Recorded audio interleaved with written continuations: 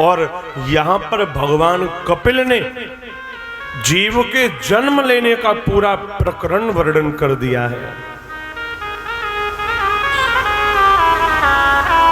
भगवान कह रहे माता, मातृ गर्भ में जीव जब उसका प्रादुर्भाव होता है, 3 मास में जीव के पूरे देह की संरचना होती है।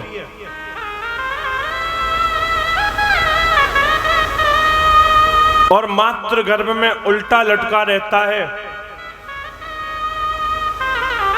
गर्दन मुड़ी हुई रहती है। भागवत में लिखा है सब,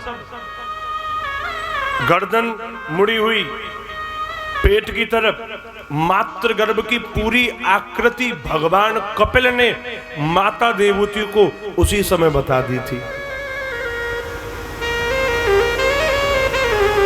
अब आप खुद विचार करिए, जो लोग कहते हैं कि ये सारे ग्रंथों में क्या लिख रहा है, जिसने जो कहा वो लिख दिया। ये भागवत ग्रंथ आज का लिखा नहीं है।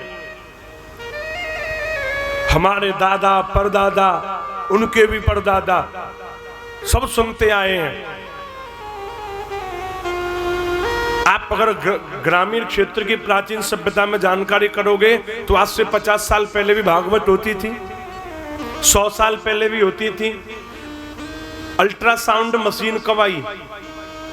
अभी तो आई होगी, 10, 20, 50 साल पहले आ गई होगी, है ना। लेकिन जो अल्ट्रासाउंड में रिपोर्ट मिलती है ना, वो सब भागवत में हजारों साल पहले लिख दिया। तो बताइए भागवत के बराबर सच कहां लिखा हुआ? पूरा वर्णन है। ये अल्ट्रासाउंड वाउंड तो अब होने लग गए, पहले तो ये सब नहीं थे। किसी को पता था क्या होता है मातृ गर्भ में? नहीं पता था, ना कोई जान सकता था। लेकिन मशीन आई तो जान गए। लेकिन भागवत में लिखने वाले को कौन सी अल्ट्रासाउंड मशीन थी बताओ? उन पे तो नहीं थी।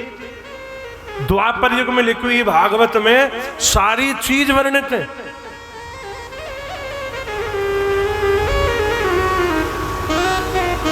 जिस समय कपिल देवहूति संवाद का अगर आप खुद पढ़ोगे भी ना उसको, तो आप सोच में पड़ जाओगे कि हजारों साल पहले ये सारी चीज इसमें वर्णन हो गई, जो अब अल्ट्रासाउंड मशीन अब भी क्लियर नहीं बता पाती है ना। हर चीज भागवत पहले ही बता देती है। श्रीमद् भागवत के 3 स्कंद में भगवान कपिल ने माता देवहूति को ये सब विस्तार में वर्णन करके सुनाया है।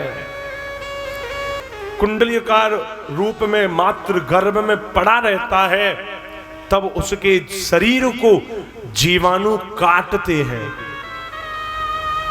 ये आपको शायद कोई मशीन ना दिखाए।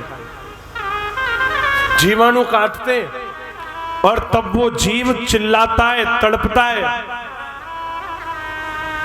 कि हे प्रभु मुझे कैसे भी यहां से बाहर भेजिए, आप कैसे भी यहां से बाहर भगवाओ भगवान। क्यों? वहां पे नरक कुंड में वो रहता है, ये समझ लो आप, ऐसी हालत रहती है। भागवत में वर्णन है, प्रारंभ में जीव के देह पर, शरीर पर खाल नहीं होती है, चमड़ी नहीं होती है, और माता नमक मिर्च भी खाती है। तो भगवान कपिल ने कहा, माँ, जब माँ कोई नमक मिर्च जैसी वस्तु का सेवन करे, अत्यधिक स्वाद के चक्कर में आकर के ऐसे पदार्थों का सेवन कर लेती हैं, तो उससे जीव को बड़ा भारी कष्ट होता है, बहुत भारी कष्ट होता है। इसलिए ऐसी स्थिति में माताओं को खाने पीने में बड़ा संयम रखना चाहिए।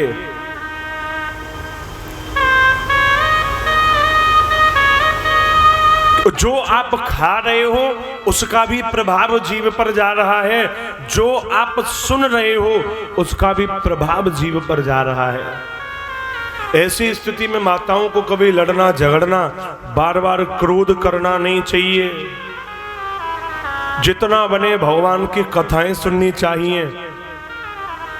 इस स्थिति में जितना कथा सुनोगे, अच्छी बातें सुनोगे, सत्संग सुनोगे, उतनी ही सर्वश्रेष्ठ संतान जन्म लेके आती है।